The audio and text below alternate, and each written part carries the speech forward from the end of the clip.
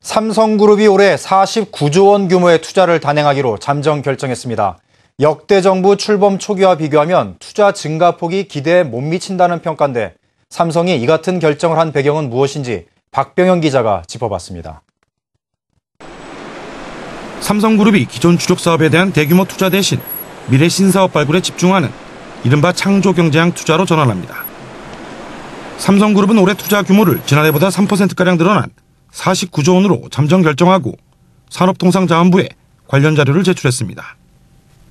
이인용 삼성미래전략실 사장은 49조 원이란 수치는 정부 제출용 잠정치에 불과하다며 올해는 투자 계획을 미리 확정하지 않고 상황에 따라 탄력적으로 정한다는 게 기본 방침이라고 말했습니다.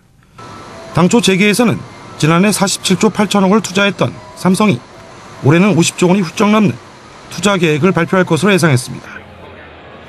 특히 올해는 박근혜 정부 출범 첫 해인 만큼 섭섭지 않은 선물 보따리를 풀어놓을 것이란 기대감이 컸습니다.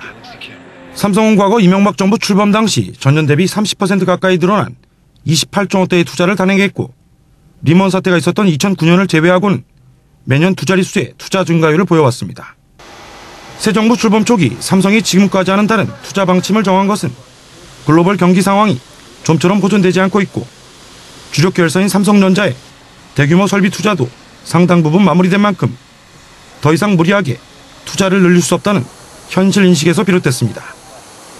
여기에 박근혜 정부의 슬로건인 창조경제에 일조하기 위해서는 단순히 기존 사업에 대한 투자를 늘리기보다는 미래 신사업 분야에 대한 구체적인 투자 계획 수립이 필요하다는 그룹 수뇌부의 정치적 판단도 영향을 미친 것으로 보입니다. 삼성은 앞으로 태양전지와 자동차용 전지, LED, 바이오, 의료기기 등 5대 신수종 사업을 포함한 미래 신사업 분야에 당초 계획보다 2배 이상 늘어난 50조 원을 쏟아부을 계획입니다. 창조경제를 지향하는 삼성의 변화는 글로벌 M&A 시장의 판도 변화도 예고하고 있습니다. 신사업에 대한 투자 확대는 기술력 있는 국내외 기업에 대한 대규모 M&A로 연결될 가능성이 크기 때문입니다. 이건희 회장이 유례가 없을 정도로 오랜 기간 해외에 머물면서 수시로 그룹 수뇌부들을 불러 전략회의를 가진 것을 보면 이미 상당히 구체적인 밑그림이 그려졌을 가능성이 큽니다.